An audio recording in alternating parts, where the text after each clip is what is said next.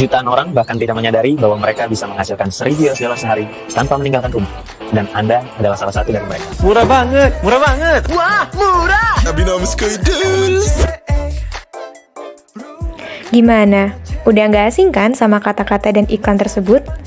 Pada video kali ini, kita akan membahas mengenai platform judi online berkedok investasi trading dalam perspektif psikologi forensik. Hashtag murah banget, cek. Hashtag murah banget, cek.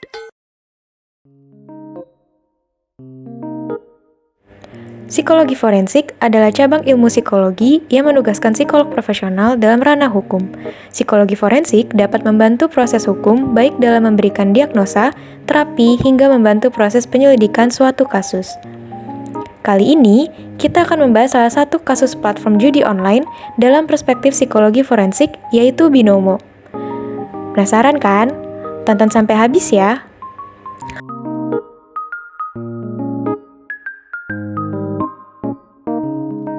Binomo atau Binary Option adalah platform investasi trading yang sangat terkenal di Indonesia.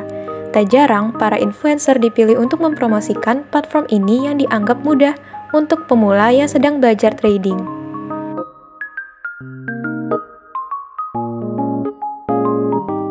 Dalam trading atau investasi sesungguhnya, jika kamu membeli suatu aset dan harganya berubah, maka keuntungan atau kerugiannya akan sangat tergantung pada pergerakan harganya dan seberapa besar leverage yang digunakan.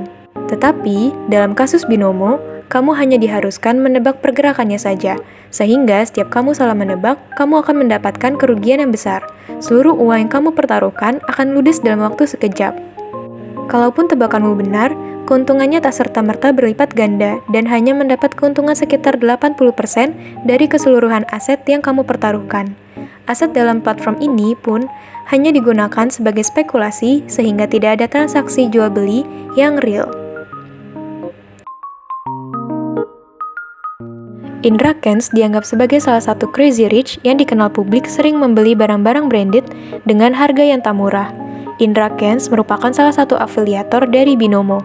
Afiliator sendiri bertugas untuk mempromosikan Binomo pada masyarakat luas dengan cara mempertontonkan keuntungan dari hasil trading untuk menarik target konsumennya.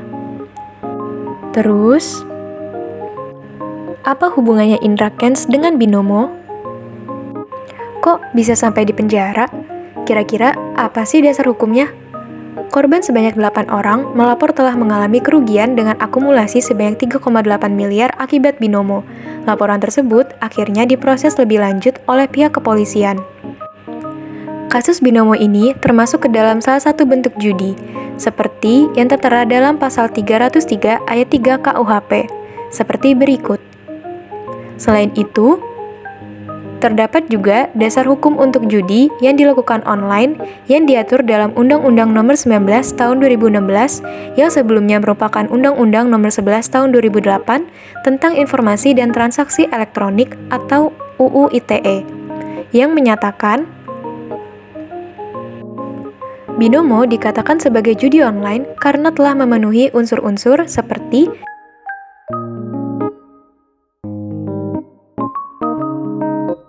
akibat tindak judi online, penipuan, dan menyebarkan berita bohong melalui media elektronik yang dilakukannya, Indra Kents dijerat beberapa pasal KUHP dan Undang-Undang ITE. Nah, kami sudah merangkum pasal-pasal yang menjerat Indra Kents menjadi lebih singkat dan mudah dipahami. Check this out!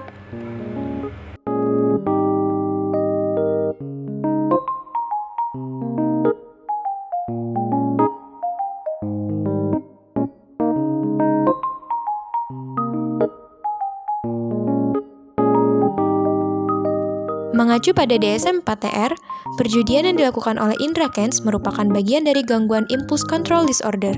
Judi dapat mengakibatkan seseorang menimbulkan perilaku pathological gambling atau perilaku berjudi yang persisten, menimbulkan kecanduan, dan mengabaikan konsekuensi negatif lainnya baik secara fisik, psikologis, maupun sosial. Selain itu, judi dapat mengakibatkan perilaku kompulsif gambling, di mana seseorang akan melakukan apapun untuk tetap dapat berjudi, bahkan jika harus mempertaruhkan hidupnya.